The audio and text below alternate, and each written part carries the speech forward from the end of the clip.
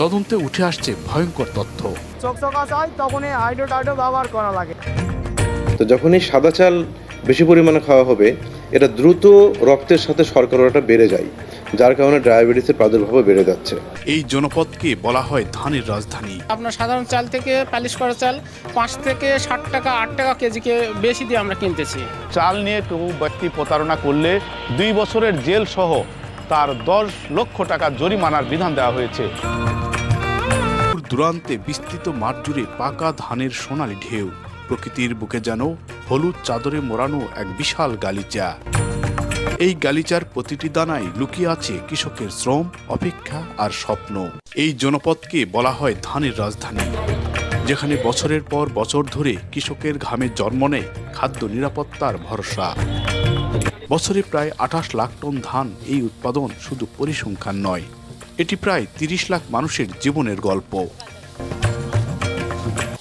কিন্তু মাঠের ধান পাকলেই গল্প শেষ হয় না। কৃষকের হাত বদলে ধান পৌঁছে যায় অটো আর হাস্কিং মিলে। সেখানে শুরু হয় চাল তৈরির ব্যস্ত কর্মযজ্ঞ। এই চাল ঘিরেই গড়ে উঠেছে বড় অঙ্কের ব্যবসা। কিন্তু হিসাবের খাতায় কোথায় যেন মিলছে না ন্যায়সঙ্গত হিসাব। আপনার কাস্টমাররা যেভাবে চাবে, কেউ গিলেস বেশি চায়, কেউ কম চায়, তার উপর নির্ভর করে। চকচকা চাই তখন এই হাইড্রো ব্যবহার করা লাগে। অটো মিল, এই মিলগুলোতে প্রতিনিয়ত এরকম চাল ক্র্যাশিং হচ্ছে এবং এই ক্র্যাশিং করতে গিয়ে আসলে যতগুলো ধাপ নেওয়া হয়েছে সব ধাপগুলোই কিন্তু স্বাস্থ্যের যে বিধানগুলো রয়েছে তার বাইরে। কিন্তু এই দৃশ্য তো সুন্দর করতে গিয়ে আমরা অনেকগুলো স্বাস্থ্যগত ঝুঁকি বাড়িয়ে দেয়। বিশেষ করে পুষ্টির মানটা অনেক কমে যায়। যে জার্ম এবং ব্র্যান দুটোই বিভিন্ন ধরনের ভিটামিন সহ এবং বিভিন্ন ধরনের খনিজ, বিশেষ করে ভিটামিন বি কমপ্লেক্স এবং বিভিন্ন ধরনের মিনারেলস, এগুলো খাবার থেকে হারিয়ে যায়। বিভিন্ন ধরনের ফাইবার, যেটা আমাদের স্বাস্থ্যের জন্য খুবই উপকারী, উপরের লেয়ারটাকে ছাকার জন্য এ ধরনের ফাইবারটাও হারিয়ে যায়। ফলে সাধারণ মানুষের কোষ্ঠকাঠিন্য সহ বিভিন্ন ধরনের রোগের প্রাদুর্ভাব হচ্ছে। এবং নওগাঁ এরকম প্রায় 60টির মতো মিল রয়েছে। এই মিলগুলোতে চালগুলোকে কেটে ক্রমান্বয়ে ছাটিং করা হচ্ছে এবং পুষ্টির যে জায়গাটা পুরোটাই কেটে নষ্ট করে দেওয়া হচ্ছে। আমরা একটু উপরে যাব, চলুন দেখে আসি। এই যে চালটি, এই চাল কিন্তু এটি হলো দ্বিতীয় ধাপের চাল। প্রথমে ধাপ ওই দিকে ছিল, আমরা একটু ক্যামেরায় দেখাই ভাই, ওই দিকে প্রথমে চালটি ধান ওইখানে দেওয়া হয়েছে।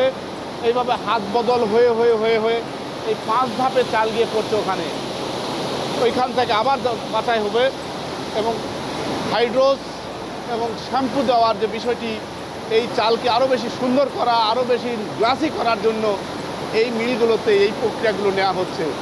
একই চাল একটু চাকচিক্য পালিশ করার কারণে বাজার থেকে আপনার সাধারণ চাল থেকে পালিশ করা চাল 5 থেকে 60 টাকা 8 টাকা কেজিকে বেশি দিয়ে আমরা কিনতেছি এবং চালের গুণগত মানও খারাপ হয়ে যায়। পদে পদে ঠকছেন কৃষক, আর বাজারে এসে প্রতারিত হচ্ছেন ভোক্তা।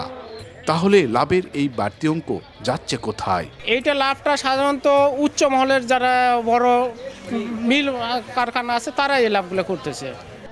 সরু চিকন চাল, তার সঙ্গে বাহারি নাম, চোখ ধাঁধানো মোড়ক আর উজ্জ্বলতার প্রতিযোগিতা। বেশি দামে বিক্রির লোভে চালের প্রকৃতি বদলে দেওয়ার অভিযোগ উঠেছে বহু মিলের বিরুদ্ধে। তদন্তে উঠে আসছে ভয়ঙ্কর তথ্য। চাল আমরা জব্দ করে নিয়ে এসেছি এর আগেও। তো এই চালগুলো জব্দ করে আনার পরে তাদেরকে ডেকে নিয়মিত এখানে অফিসে ডাকা হয়, তাদেরকে বোঝানো হয়, বলা হয় এবং আমাদের একটা প্রশিক্ষণের ব্যবস্থাও রয়েছে। সেখানে আমরা তাদেরকে আসলে সরেজমিনে বিভিন্ন ভিডিও, চিত্র, প্রেজেন্টেশনের মাধ্যমে তাদেরকে বুঝিয়ে দেওয়া হয় যে এই কাজগুলো করলে এই ধরনের অসুবিধা হতে পারে। এর পাশাপাশি আমাদের আইনটা নিয়েও তাদেরকে সতর্ক করা হয়। এই চাল শুধু খাবার নয়, এটি প্রতিদিন ঢুকছে মানুষের শরীরে। প্রশ্ন উঠছে, চকচকে এই চাল কি সত্যি নিরাপদ?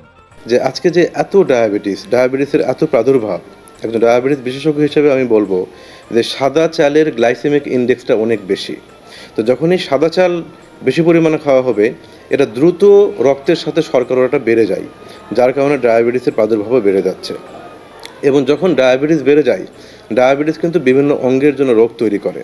সে একদিকে প্রেশারকে বাড়িয়ে দেয়, হার্টের জন্য ঝুঁকি তৈরি করে এবং কিডনির জন্য ঝুঁকি তৈরি করে।